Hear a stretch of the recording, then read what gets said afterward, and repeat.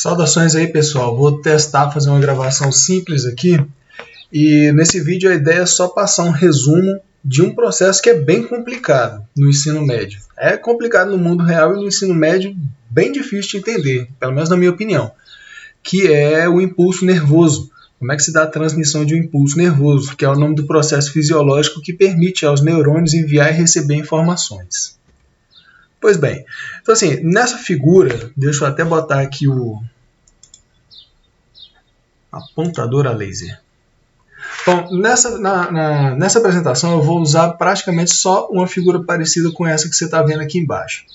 Nessa figura que tu está vendo aqui embaixo, o que ela representa é o seguinte, é como se fosse um axônio de um neurônio, um trecho, né, do axônio de um neurônio, por isso que eu desenhei tipo um cilindro aí deitado. No canto esquerdo, o que você vai ter é a parte do neurônio onde estão os dendritos e o corpo celular. Então faz de conta que o dendrito está para cá, para o lado esquerdo. Já no lado direito, o que você vai ter é o final do axônio. Né? Às vezes o pessoal chama de telodendro também, aquelas ramificações terminais do axônio. Né? Então, o que é importante saber aqui é que o impulso nervoso ele se dá nesse sentido aqui, nessa figura, tá? Da esquerda para a direita, no sentido dendrito-axônio, que é a forma como a gente vê no ensino médio. Sempre tem exceções essas coisas de biologia, mas no ensino médio vocês vão ver assim mesmo. Tá? Então, assim, se quiser anotar e tudo, vai pausando. Eu vou, em grande parte, lendo o que eu escrevi aqui mesmo. Esse impulso nervoso, para ele acontecer, ele precisa do seguinte. O interior da célula, ele é negativamente carregado em relação ao exterior.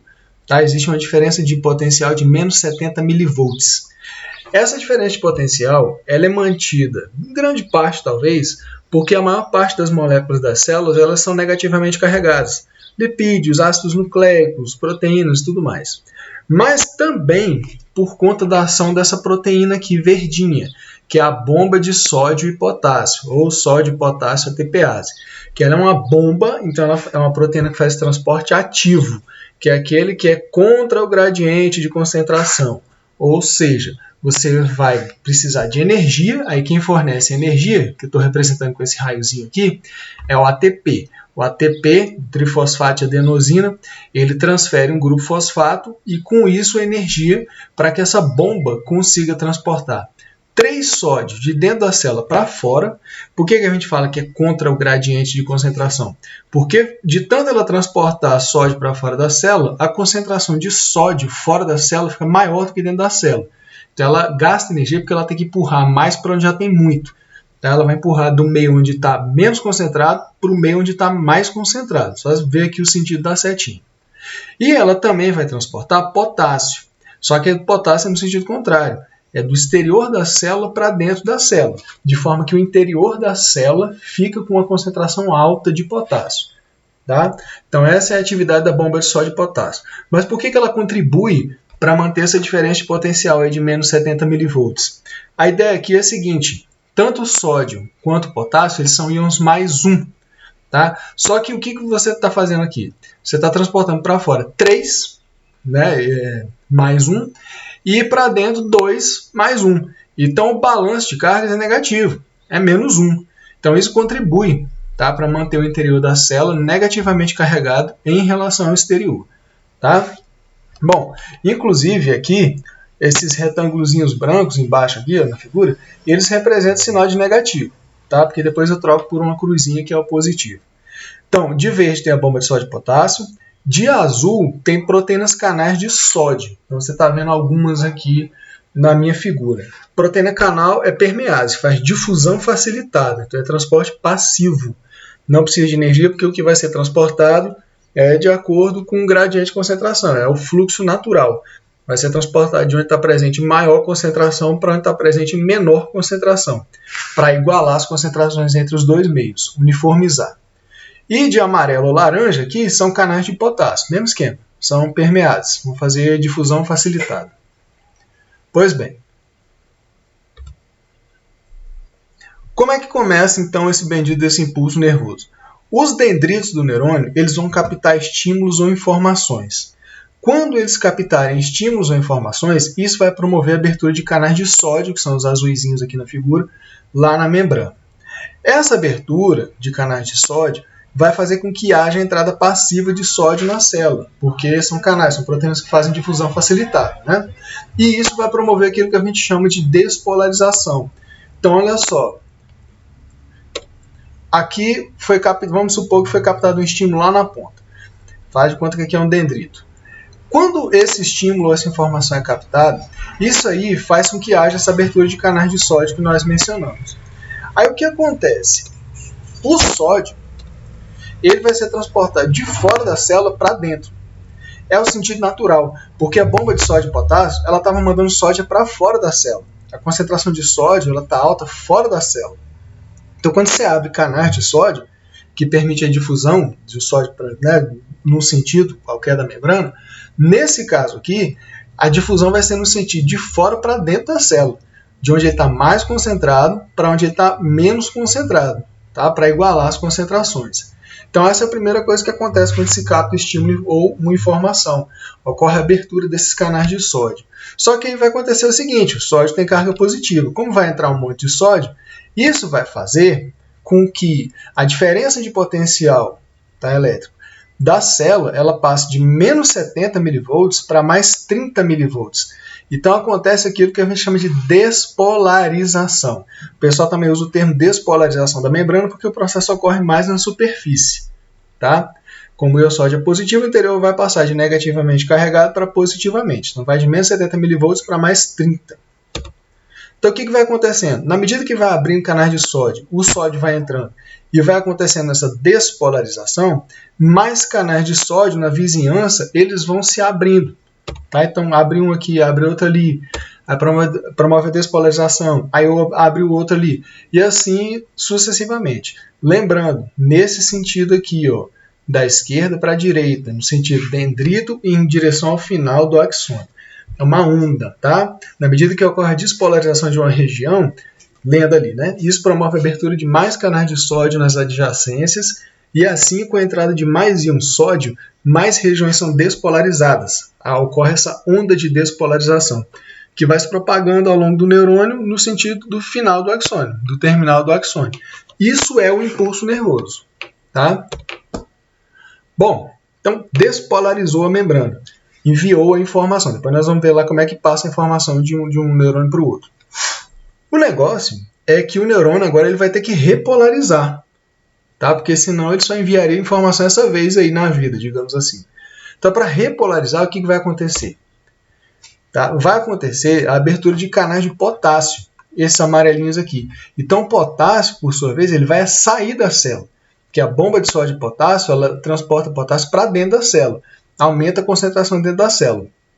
Então, quando você abre canais de potássio, ele sai passivamente, né? Difusão facilitada. E aí, de forma semelhante, o que acontece?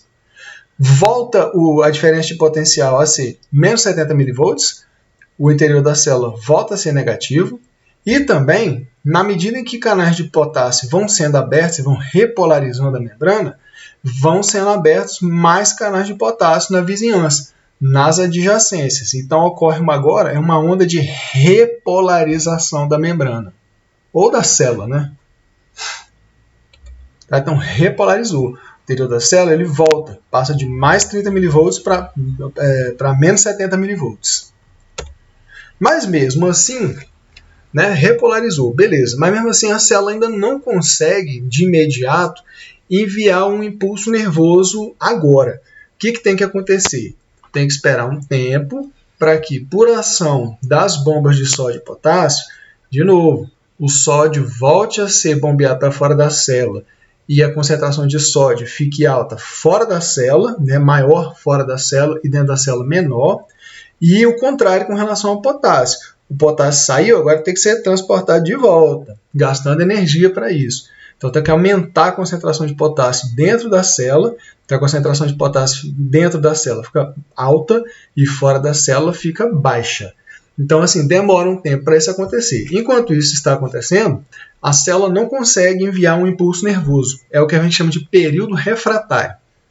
Tá? Mas aí depois que restabelece, aí o neurônio pode voltar a enviar impulsos nervosos. Então esse foi o impulso nervoso. Agora, como é que a célula envia o impulso nervoso de uma para outra, né? Então nessa figura aqui, o que está sendo representado? Nessa parte tem o terminal, né, as ramificações terminal, uma ramificação terminal de um axônio. É o que vai mandar o impulso nervoso para esse outro neurônio aqui do lado direito. Aqui tem a ponta de um dendrito dele. Então você está vendo que é como se fosse quase aqui no desenho, né? Como se fosse tipo um encaixezinho. Essa figura, ela está representando aquilo que a gente chama de sinapse química. Sinapse, dependendo de onde você for ler, melhor dizendo, é o nome que a gente dá para o processo que permite a comunicação entre dois neurônios.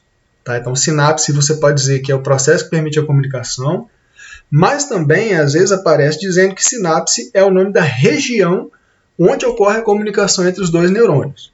Tá? Então, para todos os efeitos, pelo menos para mim, se botar que sinapse é o nome da comunicação, para mim está ok. E também se falar que sinapse é o nome da região onde ocorre a comunicação, também para mim está de boa. Tá? A sinapse ela pode ser basicamente dois tipos, a química e a elétrica. No ensino médio, a gente só vê, assim, normalmente a gente só vê a química, que é essa que eu estou representando aqui. Na sinapse química, o que acontece é o seguinte, os dois neurônios eles não encostam um no outro. Entre os dois tem um espaço, tipo uma cavidade, chamada de fenda sináptica. Tá? Na sinapse elétrica, os dois neurônios eles estão praticamente colados. Mas, enfim, como a ideia aqui é ser breve, eu nem vou dar detalhe da elétrica, não. Vamos ficar só na química mesmo. Então, assim, lendo aqui embaixo. Ao chegar no final de um neurônio, o impulso nervoso ele tem que ser transmitido para o neurônio seguinte. Ou então para alguma estrutura efetora. Que aí no ensino médio a gente também só vê músculo e glândula como exemplo de estrutura efetora. Ainda nessa figura. Isso aqui ó, representa uma vesícula cheia de substâncias neurotransmissoras. Aqui eu só botei uma, esse triangulinho aí. E aqui do lado do dendrito tem uma proteína receptora do neurotransmissor. Tá? Então, continuando, como a gente já tinha visto, né? O processo que permite a transmissão do impulso nervoso entre os dois neurônios chama sinapse. Aqui a gente vai ver só a sinapse química e na sinapse química os neurônios não se encostam. Entre os dois tem esse espaço chamado de fenda sináptica. Então assim, lá vem a onda de despolarização chegando. Então aqui já despolarizou, foi se propagando, chegou aqui na ponta do axônio. Quando isso acontece, né, o impulso nervoso chega na ponta desse axônio, o que vai acontecer? Ele vai fazer com que haja abertura de canais de cálcio. Aqui eu não desenhei a proteininha, tá? Então ocorre a abertura de canais de cálcio, de forma que o cálcio entra dentro da célula. Quando o cálcio entra dentro da célula, o que ele vai fazer? Ele vai promover a liberação desses neurotransmissores aqui nessa fenda sináptica. Tá? A vesícula se funde aqui com a membrana plasmática, libera os neurotransmissores aqui na fenda sináptica, e os neurotransmissores eles vão ser captados por esses receptores específicos para eles. Tá? Então, é isso que vai acontecer. O neurotransmissor se ligou lá no receptor dele, que está no dendrito do neurônio seguinte. Quando isso acontece, por sua vez, inicia o impulso nervoso nesse neurônio seguinte. Aí aqui ó, eu já desenhei repolarizado esse neurônio aqui, tá? Ele já repolarizou de novo. Então assim, o receptor captou o neurotransmissor e isso promove a abertura de canais de sódio. Aí você já viu, com a abertura de canais de sódio, o que começa a ver, né, na célula? Começa a ver despolarização. É um impulso nervoso que começa nessa célula agora. Tá? Então, vai lá a onda de despolarização. Depois que isso aconteceu, ou seja, que o neurotransmissor já foi captado pelo receptor dele, já cumpriu com sua missão, o que acontece com ele normalmente? Ele vai ser captado de volta por esse neurônio aqui, que enviou ele inicialmente. Aí, no caso, são proteínas transportadoras, tá?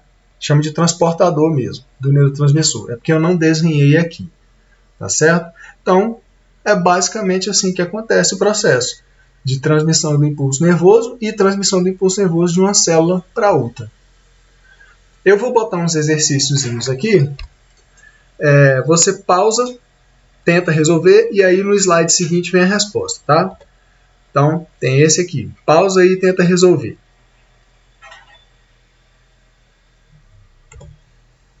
E aqui está a resposta. Pausa aí e dá uma olhada. Vamos para o próximo. Tem aqui mais um exercício. Pausa aí e tenta resolver. E aqui está a bendita da resposta. Pausa aí, dá uma olhada. Vamos para o próximo. Nem lembro se tem. Tem. Mais um exercício. Pausa aí e tenta resolver. E aqui a resposta. É isso aí então, pessoal. Espero que tenha sido útil. Falou, valeu!